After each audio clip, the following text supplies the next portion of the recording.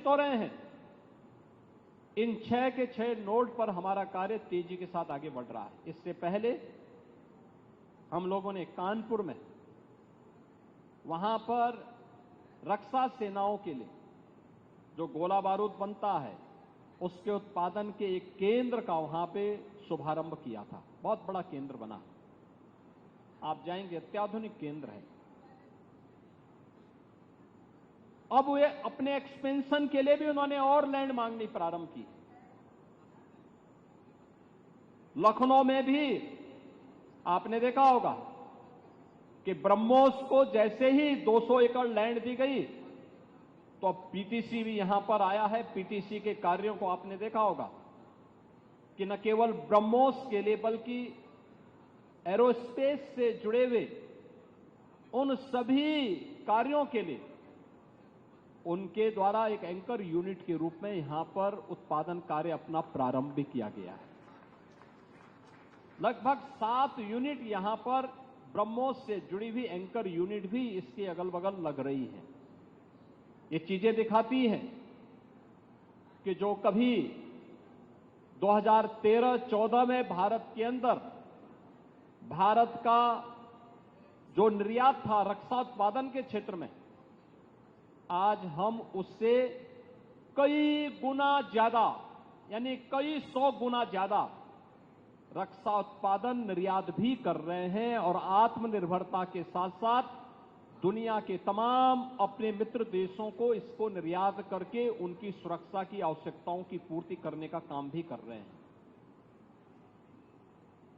किसी भी स्वावलंबी देश के लिए आवश्यक होता है कि अपनी रक्षा आपूर्ति के लिए वह दुनिया के अन्य देशों पर निर्भर होने की बजाय स्वयं उस लक्ष्य को प्राप्त करें।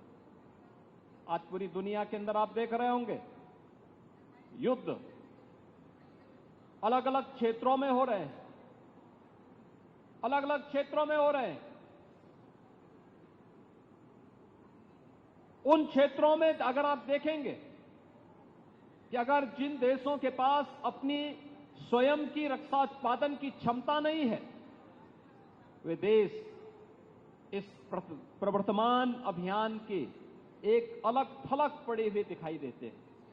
लेकिन जिनके पास अपनी आत्मनिर्भरता है रक्षा उत्पादन के क्षेत्र में, वे दुनिया के अंदर पूरी धमक के साथ आगे बढ़ करके अपने कार्य को आगे बढ़ा रहे हैं। अपनी सुरक्षा भी कर रहे हैं, अपनी संप्रभुता की रक्षा भी कर रहे हैं। आपके सामने इजराइल का उदाहरण है। इजराइल सुरक्षा के क्षेत्र में आत्मनिर्भरता के लक्ष्य को प्राप्त किया। उसने अपने अगल बगल के दुश्मन देशों को नाके चबाने के लिए मजबूर भी किया। और प्रधानमंत्री मोदी जी ने 2014 में भारत के सामने जो लक्ष्य रखा, डिफेंस मैन्युफैक्चरिंग कॉरिडोर और ये ब्रह्मोस मिसाइल उसी अभियान का हिस्सा है। बीडीएल झांसी में आ रहा है। झांसी में उसका कार्य भी बहुत तेजी के साथ आगे बढ़ चुका है। 2021 में हम लोगों ने एक कार्य यहां प्रारंभ किया। आज ये अपने लक्ष्य को आगे बढ़ते हुए एक नई गति के साथ आगे बढ़ रहा है। और मैं विश्वास के साथ कह सकता हूं कि भारत आज जिस दिशा में आगे बढ़ा है, रक्षा उत्पादन के क्षेत्र में सर्वांगीण विकास के जिन लक्ष्यों को प्राप्त करने की दिशा में आज भारत आगे बढ़ा है, यह निश्चित ही एक नई दिशा को प्राप्त करेगा। जो हमारा लक्ष्य था उत्तर प्रदेश में कि 6 डिफेंस मैन्युफैक्चरिंग कॉरिडोर में हमें यहां पर 50,000 करोड़ रुपए का निवेश कराना है, 1 लाख युवाओं को रोजगार भी देना है। मुझे प्रसन्नता है कि अब तक हमारे साथ जो 2020 में आदरणीय रक्षा मंत्री जी ने डिफेंस एक्सपो लखनऊ में आयोजित किया था, डिफेंस एक्सपो के साथ ही देश के अलग अलग भागों में दुनिया के अलग अलग क्षेत्रों से भी जो हमारे पास अब तक 57 एमओयू हमारे साथ यहां पर हो चुके हैं, जिनके माध्यम से लगभग 30,000 करोड़ रुपए के निवेश उत्तर प्रदेश के अंदर डिफेंस सेक्टर के ही होने जा रहे हैं। लगभग 60,000 नौजवानों को जिसके माध्यम से हम लोग नौकरी उपलब्ध करवाने के लक्ष्य को आगे लेकर के आगे बढ़ रहे हैं। और मैं धन्यवाद दूंगा ब्रह्मोस मिसाइल से जुड़े हुए अधिकारियों को, डीआरडीओ को, पीटीसी को, एलएनटी को और उन सभी इकाइयों को, गोदरेज को, बीटीएल को। ये सभी इकाइयां ऐसी हैं जो यहां पर स्थानीय स्तर के नौजवानों को ही ट्रेंड करके उन्हें स्थानीय स्तर पर रोजगार उपलब्ध करवा रहे हैं। ब्रह्मोस ने एकेटीयू में एग्जाम कंडक्ट करवाई। उत्तर प्रदेश के ढेर सारे नौजवान उसके साथ जुड़े। आज उन्हें नियुक्ति पत्र भी दिया गया। पीटीसी ने भी उत्तर प्रदेश के नौजवानों को, मैं देख रहा था जब मैं वहां पीटीसी के उद्घाटन कार्यक्रम में उनके एक यूनिट के उद्घाटन और एक यूनिट के शिलान्यास के कार्यक्रम को वहां पर संपन्न करने के दिशा में जब हम आगे बढ़े तो वहां पे वे सब युवा जुड़े हुए थे, ऊर्जावान युवा थे। उनके मन में एक उत्साह है, देश के लिए कुछ कर गुजरने की तमन्ना है। उनके चेहरे की चमक बता रही थी कि वे इस बात को लेकर के खुश हैं कि उन्हें अपने ही प्रदेश में, अपने ही जनपद में, अपने ही क्षेत्र में नौकरी और रोजगार की गारंटी मिली है। उनकी ट्रेनिंग कराई गई। आज वे यहां पर रह करके इस अभियान के साथ जुड़े हुए हैं और यही तो उत्तर प्रदेश की डिफेंस एंड एरोस्पेस की पॉलिसी भी इसी दिशा में आगे बढ़ाई गई है। उत्तर प्रदेश ने आज इस दिशा में एक बड़े लक्ष्य को आगे बढ़ाने की दिशा में कदम बढ़ाए हैं। हम लोगों ने प्रदेश में आदरणीय प्रधानमंत्री मोदी जी के मार्गदर्शन में 2017 के पहले का उत्तर प्रदेश क्या था, ये किसी से छुपा हुआ नहीं। ये वही प्रदेश था जहां सरकार के पैरेलल माफिया गैंग्स सत्ता का संचालन करते थे। न बेटी सुरक्षित थी, न व्यापारी सुरक्षित था, निवेश का तो कहीं अता पता नहीं था, पुअर इंफ्रास्ट्रक्चर था, हर दूसरे तीसरे दिन एक दंगा होता था, अराजकता चरम पर होती थी, बेईमानी और भ्रष्टाचार चरम था, कोई पॉलिसी निवेश की नहीं थी। इन 8 वर्षों में सरकार ने लग करके 33 सेक्टर की 33 प्रकार की पॉलिसीज तैयार की और एक्सपर्ट के साथ मिलकर के पॉलिसीज के अंतर्गत आज प्रदेश के अंदर हमने देश के ड्रीम डेस्टिनेशन के रूप में उत्तर प्रदेश को इन्वेस्टमेंट के एक केंद्र के रूप में विकसित करने में सफलता प्राप्त की। आप सोचिए, जिस प्रदेश में कोई निवेश नहीं करता था, अब तक हम लोग 15 लाख करोड़ रुपए से अधिक के निवेश के प्रस्ताव को जमीनी धरातल पर उतारने में सफल हुए हैं। लगभग 1 करोड़ नौजवानों को इन इन्वेस्टमेंट के माध्यम से रोजगार और नौकरी उपलब्ध करवाने में हमें सफलता प्राप्त हुई है।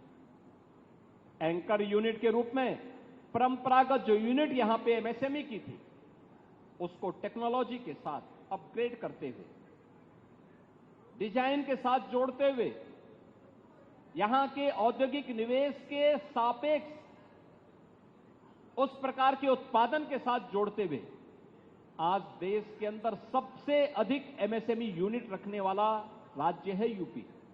और एमएसएमई यूनिट में 1,65,00,000 नौजवानों को यहां पर उसके माध्यम से नौकरी मिली है या रोजगार मिला है। आप अनुमान करिए, जिस राज्य में नौकरी नहीं होती थी, प्लान होता था, आज वहां पर निवेश भी हो रहा है। आज वहां पर एमएसएमई यूनिट एक एंकर यूनिट के रूप में बेस तैयार कर रहा है। पहले पीटीसी, एलएनटी, गोदरेज या बीएटीएल को आने में समस्या होती थी क्योंकि पॉलिसी नहीं थी। ये कंपनियां पॉलिसी के अंदर ही अपने निवेश कर सकती थी। सुरक्षा का अभाव था। जब व्यक्ति ही सुरक्षित नहीं तो पूंजी कहां से सुरक्षित होने वाली है। और आज व्यक्ति भी सुरक्षित है, पूंजी भी सुरक्षित है और देश की सुरक्षा की आवश्यकताओं की पूर्ति के लिए भी हम मजबूती के साथ आगे बढ़ रहे हैं। आज एक रिच इंफ्रास्ट्रक्चर हमारे पास है। देश के अंदर हमने देश के अंदर कनेक्टिविटी को, इंटर स्टेट कनेक्टिविटी को 4 लेन के साथ जोड़ा है।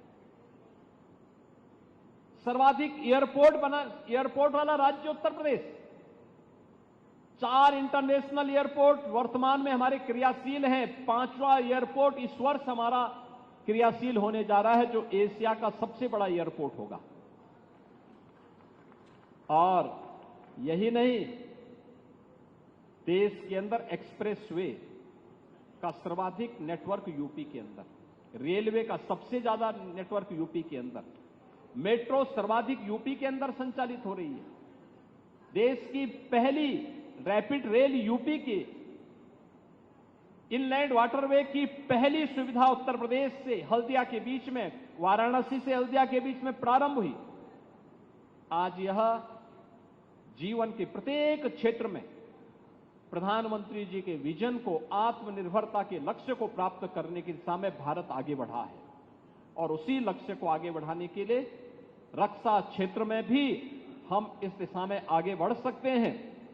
इस लक्ष्य को प्राप्त करने के लिए आज भारत ने एक लंबी छलांग लगाई है।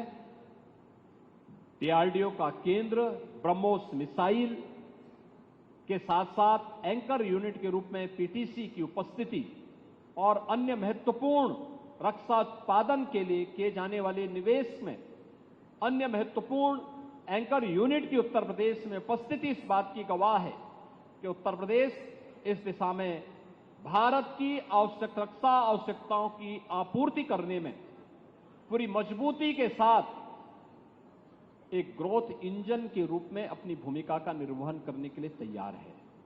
बहनों और भाइयों, ये वही उत्तर प्रदेश है जो बीमारू राज्य कहा जाता था। आज बीमारू राज्य नहीं है, बीमारू राज्य नहीं है। अब यह उत्तर प्रदेश देश का रेवेन्यू सरप्लस स्टेट है। यह उत्तर प्रदेश देश की इकोनॉमी का ग्रोथ इंजन बन रहा है। और यह उत्तर प्रदेश देश की रक्षा उत्पादन की आत्मनिर्भरता में ही अपना योगदान देने के लिए पूरी मजबूती के साथ खड़ा है।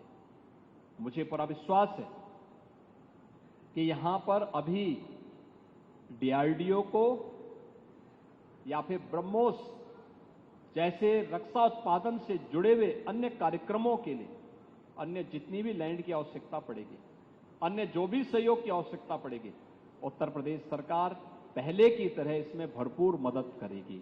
क्योंकि आपका कार्य देश के लिए है, देश की सुरक्षा के लिए है, देश की सुरक्षा की आवश्यकताओं को पूरा करने के लिए है। और उत्तर प्रदेश इसमें बढ़ चढ़ करके भाग लेगा, अपना योगदान देगा। उसी योगदान का निर्वहन करने के लिए प्रधानमंत्री जी के प्रति और रक्षा मंत्री जी के प्रति आभार व्यक्त करने के लिए आज हम सब यहां पर उपस्थित हुए हैं। मैं एक बार फिर से रक्षा उत्पादन के एक महत्वपूर्ण केंद्र के रूप में उत्तर प्रदेश का चयन करने के लिए आदरणीय प्रधानमंत्री जी का, आदरणीय रक्षा मंत्री जी का, डीआरडीओ का, ब्रह्मोस मिसाइल से जुड़े हुए और बीडीएल से जुड़े हुए सभी अधिकारियों का हृदय से आभार व्यक्त करता हूं। उत्तर प्रदेश में रक्षा उत्पादन के क्षेत्र में अपने एंकर यूनिट लगाने वाले या महत्वपूर्ण निवेश करने वाले उन सभी निवेशकों का भी मैं हृदय से धन्यवाद ज्ञापित करता हूं, जो उत्तर प्रदेश में आकर के भारत की रक्षा क्षेत्र में आत्मनिर्भरता के लक्ष्य को प्राप्त करने की दिशा में बढ़ चढ़ करके भाग ले रहे हैं। मैं बधाई दे रहा हूं उन सभी नौजवानों को जिन्हें यहां पर ब्रह्मोस मिसाइल के कार्यक्रम के साथ, डीआरडीओ के साथ, पीटीसी के साथ और उत्तर प्रदेश में हुए इन सभी निवेश में अपने जीवन को आगे बढ़ाने का एक अवसर प्राप्त हुआ है। उनके लिए, उनके अभिभावकों के लिए भी एक स्वर्णिम अवसर है। और मैं इस अवसर पर बधाई देता हूं यहां के विधायक जी को भी। विधानसभा उनकी है, उनकी विधानसभा में इतना बड़ा निवेश हुआ है, तो उनके इस निवेश के लिए भी, क्योंकि इतने नौजवान रोजगार भी पाए हैं और ये नौजवान रोजगार पाएंगे तो उनके लिए अगल बगल के क्षेत्र में उन्हें आवासीय सुविधा भी उनको ढूंढनी पड़ेगी। उन्हें सुविधा भी यहां देनी चाहिए। इस प्रकार की सुविधा में भी उनका एक सकारात्मक योगदान प्राप्त होगा। एक बार फिर से डीआरडीओ, ब्रह्मोस मिसाइल से जुड़े हुए सभी अधिकारियों को हृदय से बधाई और शुभकामनाएं देते हुए ऑपरेशन सिंदूर के लिए मैं तीनों सेनाओं के बहादुर जवानों को उत्तर प्रदेश की जनता की ओर से आदरणीय प्रधानमंत्री जी और आदरणीय रक्षा मंत्री जी को भी हृदय से अभिनंदन व्यक्त करते हुए अपनी वाणी को विराम देता हूं। धन्यवाद। जय हिंद।